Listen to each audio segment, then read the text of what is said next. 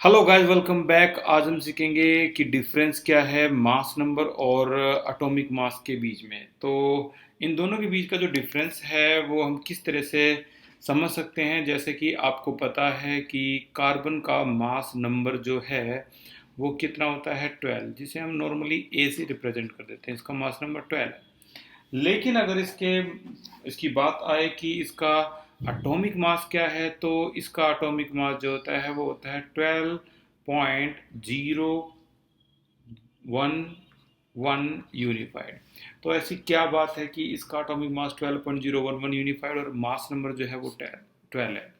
इसी तरीके से अगर मैं हाइड्रोजन की बात करूं, तो हाइड्रोजन जो है उसका मास नंबर होता है 1 और इसका जो एटॉमिक मास है वो फिर से क्या 1.0018 इस तरीके से है एटॉमिक मास। ऐसे ही अगर मैं क्लोरीन की बात करूँ, तो क्लोरीन का मास नंबर 35 जो है ये होता है और इसका जो एटॉमिक मास है वो 35.5 यूनिफाइड है। ठीक है। तो ऐसी क्या डिफरेंस है इन दोनों में कि इनका मास नंबर इतना अलग हो सकता है। तो बड़ा सिंपल सा एक प्रोसेस है। देखो, जो मास नंबर है ये बहुत आसान है समझना। आप कह सकते हो इसके बारे में कि मास नंबर है जो वो सम होता है प्रोटॉन और न्यूट्रॉन के। ये कभी भी फ्रैक्शन में नहीं हो सकता। Never be in fraction. ठीक है, ये कभी भी फ्रैक्शन में हो ही नहीं सकता। यानी प्रोटॉन आपके नंबरिंग फॉर्म में होंगे, न्यूट्रॉन आपके नंबरिंग फॉर्म में होंगे। ऐड करोगे तो ये एक नंबर ही आपके सामने आएगा, जैसे 35, जैसे 1, जैसे 12। अब बात करते हैं एटॉमिक मास की। It can be in fraction. ये फ्रैक्शन में हो सकता है। It can be in fraction. और समझने वाली बात है कि कैसे। तो कहते हैं इसको एवरेज एटॉमिक मास। समझने के लिए इसको अच्छी तरह से अगर मैं एटॉमिक मास के बारे में बताऊं, तो यहाँ कार्बन के कई आइसोटोप हैं। जैसे कार्बन का 12 आइसोटोप भी होता है और ये 98.89% है हमारी नेचर में। यानी बहुत ज़्यादा अमाउंट में है। 13 भी होता है, ये है 1.108%, जस्ट इतना परसेंट है। और इसी तरह से कार्बन 14 जिसे डेटिंग में इस्तेमाल करते हैं, ये हमारी अर्थ में बहुत कम अमाउंट में प्रेजेंट है, सिर्फ इतना परसेंट। अब अगर मैं इन सभी के इंडिविजुअल मासेस की बात करूं, तो ये होता है 12, ये होता है 13.00335 और ये एटॉमिक मास इंडिविजुअल जो है इसका एएमयू में 00317 यूनिफाइड यूनिफाइड यूनिफाइड। ठीक है ना।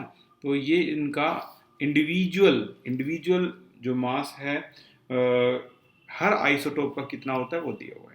अब हमें करना क्या है कि हमें इसका एवरेज एटॉमिक मास निकालना है, जो कि बड़ा सिंपल है।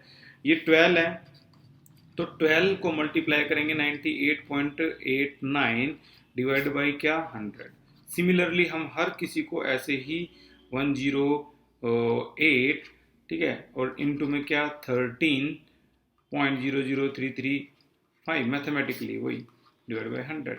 प्लस में इसको भी जैसे 14.00317 इंटू 2 इंटू 10 की पावर -10 डिवाइड बाई 100। और जैसे ही आप इसको ऐड करोगे तो आपका वही आंसर आएगा जो अभी मैंने बताया था एटॉमिक मास क्या होता है। इनका एटॉमिक मास ये आ गया आपका 12.001 यूनिफाइड। सिमिलरली आपका क्लोरीन भी इसी तरीके से निकाला जाता है। अगर आप क्लोरीन को ऑब्जर्व करोगे तो आप देखोगे जो क्लोरीन है वो भी इसी तरीके से आपका आंसर जो है वो फाइंड आउट करता है। देखो, ये क्लोरीन के बारे में जो रियलिटी है वो कुछ ये है कि नेचर के अंदर क्लोरीन 35 Cl35 भी होता है और नेचर के अंदर 37 भी होता है, दोनों होते हैं आइसोटोप। अब ये हमारी नेचर में कितना परसेंट है, 75.77% है। ये हमारी नेचर में कितना है, 24.23% है। और इसी तरीके से अगर मैं इनका इंडिविजुअल मोलर मास बताऊं तो ये है 34.9689 यूनिफाइड और इसका हो जाएगा आपका 36.9659 यूनिफाइड। ठीक है ना। ये इंडिविजुअल एटॉमिक मास है इनके हर आइसोटोप के। Same process is very same. 34.9689 into 75.77 divide by 100 plus 36.9659 into 24.23 divide by 100।